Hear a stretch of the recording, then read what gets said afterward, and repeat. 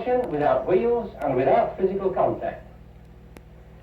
Now, of course, there are all sorts of interesting possibilities for this kind of motion. Listen to these sounds. Here's one of them. A Martian war machine, inspired by H.G. Wells' War of the Worlds. When switched on, this machine will levitate itself above this aluminium sheet and also propel itself along. Switch on.